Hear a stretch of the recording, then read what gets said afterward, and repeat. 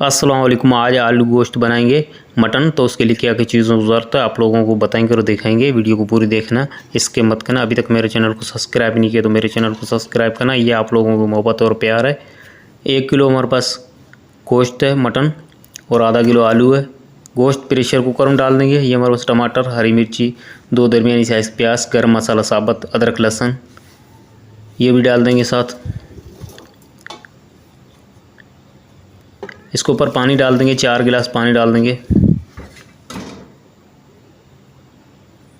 ऊपर ढकना लगा देंगे, सीटी रख देंगे। सीटी बजने शुरू होगी, 15 मिनट के लिए रख देंगे। 15 मिनट हो चुके हैं, इसकी सीटी हटा देंगे, ढकना खोलेंगे। अब इसमें जो है पानी जो है, गोश्त गल चुका है और पानी है, तो अभी इसमें ये पानी जो है ये ज़ाया नहीं करेंगे, ये छान लेंगे। ये जो पानी गोश्त की यखनी है ये छान लेंगे।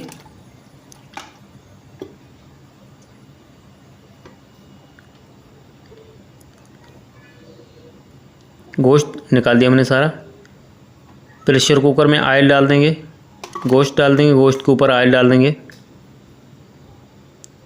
आधा कप के लगभग हमने ऑयल डाल दिया। इसकी भुनाई करेंगे, 6 से 7 मिनट तक इसको भुनाई करेंगे। गोश्त जो है अच्छे से इसकी भुनाई हो जाए। चम्मच इसमें चलाते रहेंगे, दरमियानी आग पे इसको भुनाई करेंगे।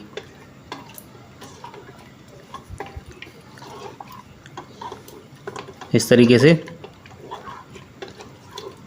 ये हमारे पास मसाले हैं, हल्दी है, कुटी हुई लाल मिर्च, काली मिर्ची पीसी हुई, कुटा हुआ धनिया, कुटा हुआ ज़ीरा,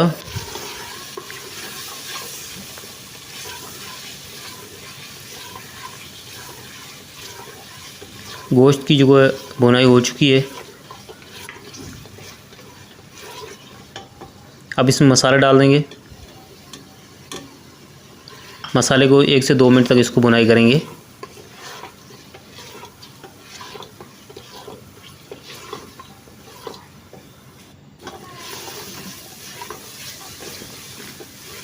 अब इसमें आलू डाल देंगे। आलू हमारे पास आधा किलो थे, इस साइज़ में हमने काट दिए।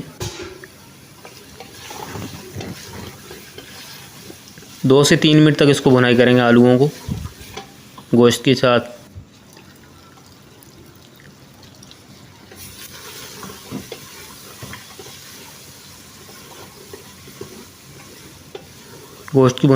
आलू गोश्त की भुनाई हो चुकी है। अब इसमें जो हमने यखनी निकाल के रखी थी गोश्त छान के, तो वो डाल देंगे इसमें, मिक्स कर देंगे इस तरीके से।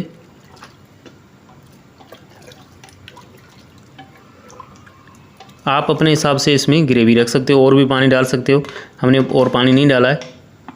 ऊपर ढकना लगा देंगे, सीटी रख देंगे। सीटी बजने शुरू होगी, 5 मिनट दरमियानी आग पर रखेंगे, आग तेज़ नहीं करेंगे। सीटी बजने के बाद 5 मिनट हो चुके हैं, ढकना हटा देंगे।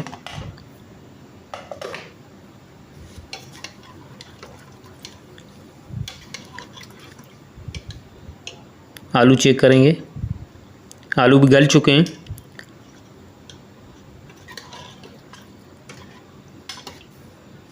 हरा धनिया वगैरह डाल देंगे ऊपर।